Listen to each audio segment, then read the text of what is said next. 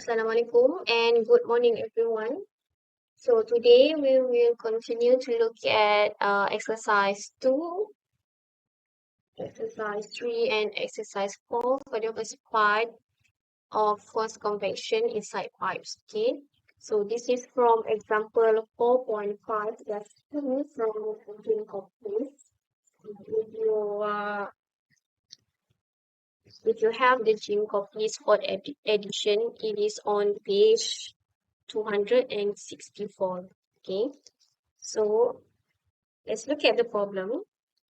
We have water that is flowing inside a horizontal one is scheduled 40 still pot at an average temperature.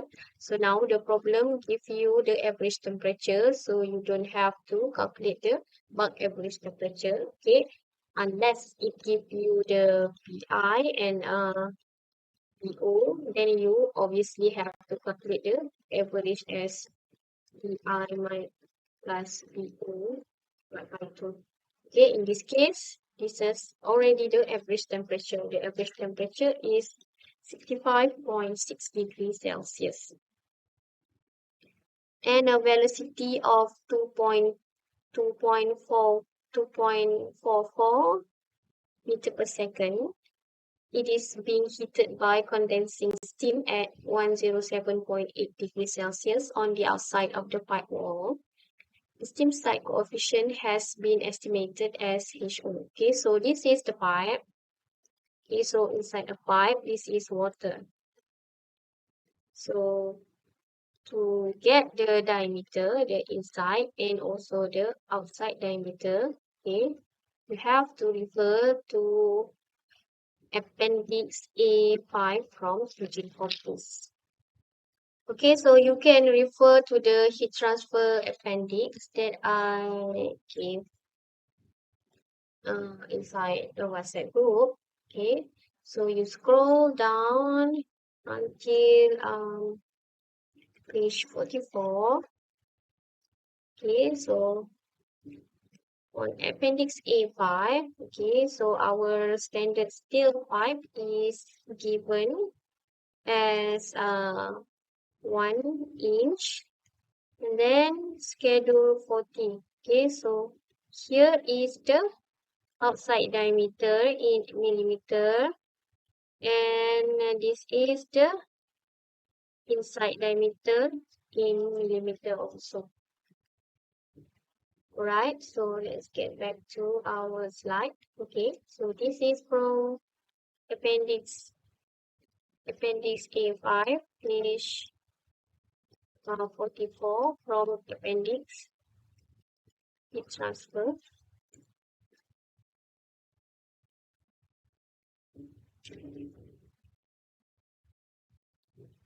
Okay, so what else? What are the information that is given here?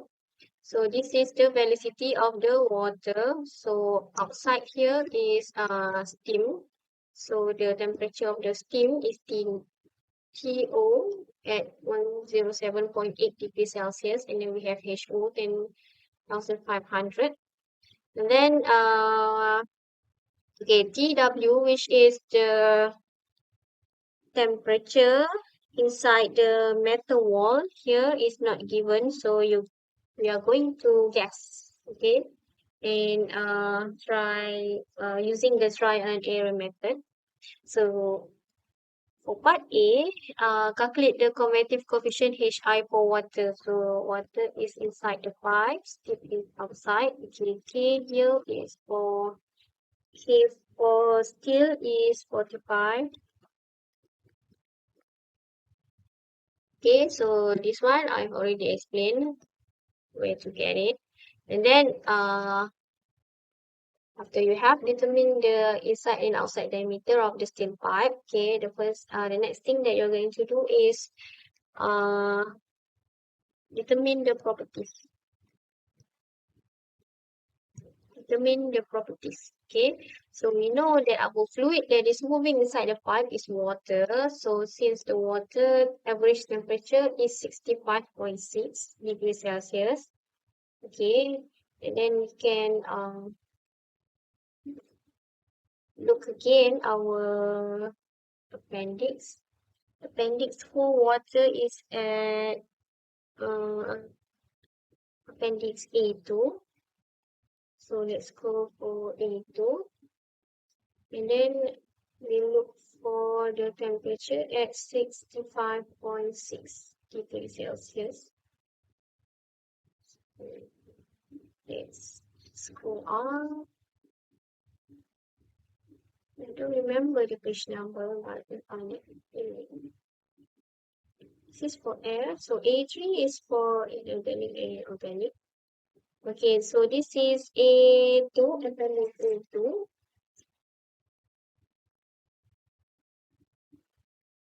We're going to use this one. Okay, so for what properties of liquid water. Okay, so we will be using appendix. Okay, so this is English unit. Maybe we have to use the SI units. Okay, A2 and 11. Okay, so you refer to this table A2 11 and then look for temperature 65.6. So,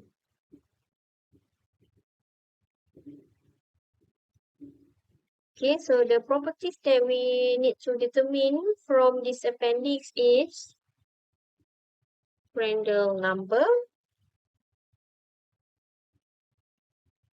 2.72, the rho K,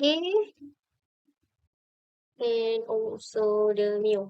Okay, so mu here, okay, the value for mu is 0.432 10 to the power of negative 3. Okay, now let's look again at our slides. Okay, so after we have determined the properties for water, next we are going to find properties for properties mu w at tw. Okay, but the problem is we don't have the value for tw. Okay, so let's assume that the temperature inside the metal wall of the steel pipe is equal to the temperature of the wall, surface wall, and then we will estimate. Okay, so how do we come up with this value of temperature is we will make estimate, okay, 1/3 between the 65 and 107.8. Okay, so the difference between 107.8 and 65.6 is minus 65.6 is 42.2. Okay, so a third of this is about 14.067 degrees Celsius. Okay, and then we will add to our average temperature plus 65.6, so we get 79.67 degrees Celsius. So it's around 80 degrees Celsius. Okay, that is how we come up with this temperature of 80 degrees Celsius. So now we know that TW is 80 degrees Celsius. We can easily determine mu W at 80 degrees Celsius. So you again look for the properties of mu W for steam. Okay, so mu W is now at 80 degrees Celsius. Oh, sorry, the TW is at 80 degrees Celsius. So the properties for water vapor steam is 3.56. 10 raised to the negative 4. Okay.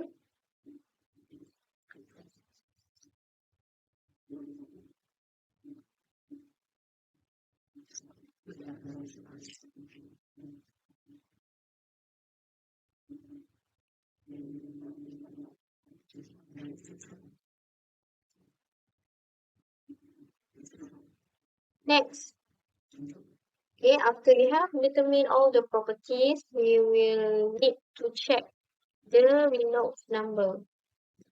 Okay, so we know Reynolds number is for the fluid moving inside the steel pipe. So that's why we will be using the inside diameter value here. So the Reynolds number is um,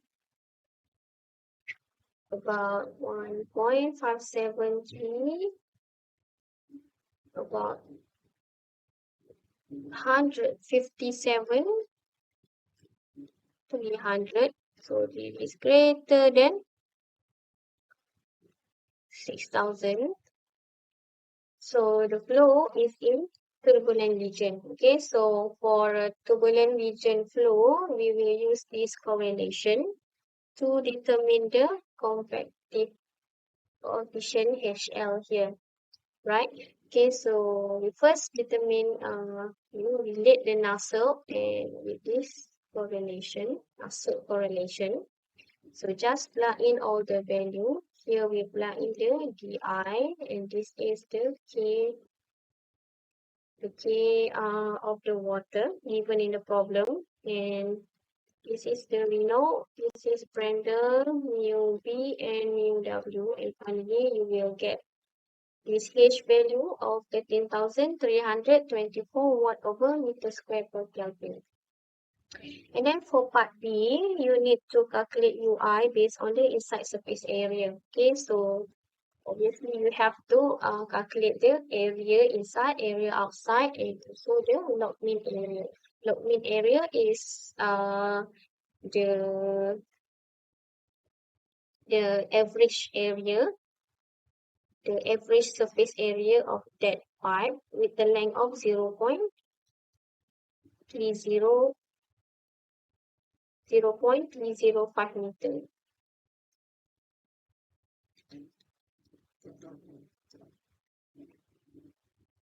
Okay, and then this is K for the scale. Okay, next thing we're going to, so you still remember, Q is equal to delta T divided by summation of thermal resistance. So the resistance are Ri plus Ro plus R in. So Ri is equal to 1 over HI. So plug in the value. And then this is for Rm. Here Rm is actually incomplete here. So this is dO minus dI divided by 2 multiply with 1 over K is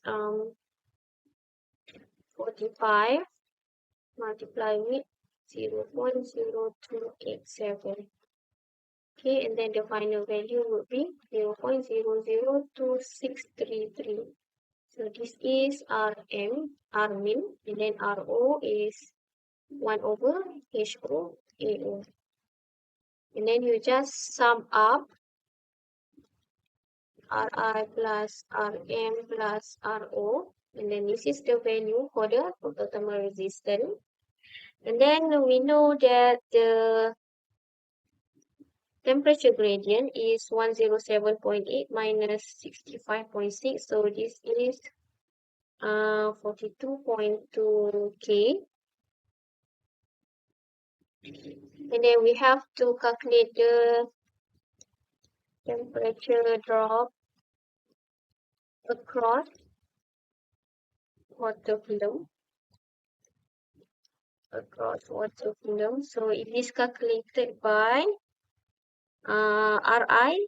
Ri is 0.02943 divided by the total R.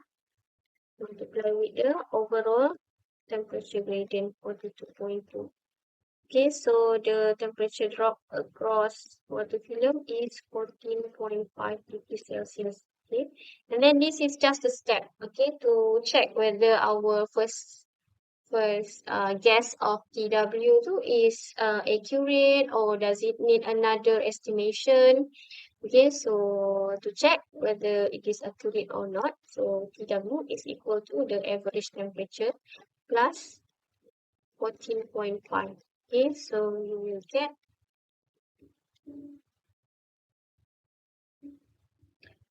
get an answer of 18.1 degrees Celsius. Okay, so this clearly show that our initial guess is close enough, okay, to the calculated TW. So what this means that we do not have to do a second trial. Since why?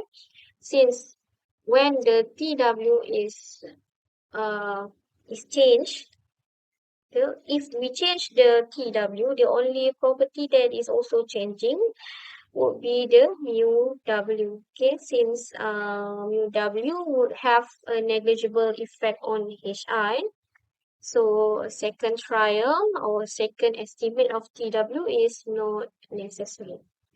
Okay, and then to determine the UI, so we have to use this equation. Okay, so we know this is also equal to T naught minus T1 divided by total R. Okay, and then we just manipulate this equation and then we get the value for overall coefficient based on the inside area as 4586 watt over meter square per Kelvin. Okay, next part C, we have to calculate the Q for the same length 0.305 meter pipe with water at an average temperature of 65.6. Okay, so for part C, the temperature gradient is, this is the average. So the average temperature will now become the inside temperature. Okay, so the temperature gradient is 42.2. Then use this equation and just plug in UI, AI, delta T. Okay, so we can see a slight increase of Q when the temperature is decreased. So if the with Ti equals to 80 degrees Celsius, okay, Ui is 0586. Ti is equals to 65 point degrees Celsius. The Ui is increased to 4935 watt.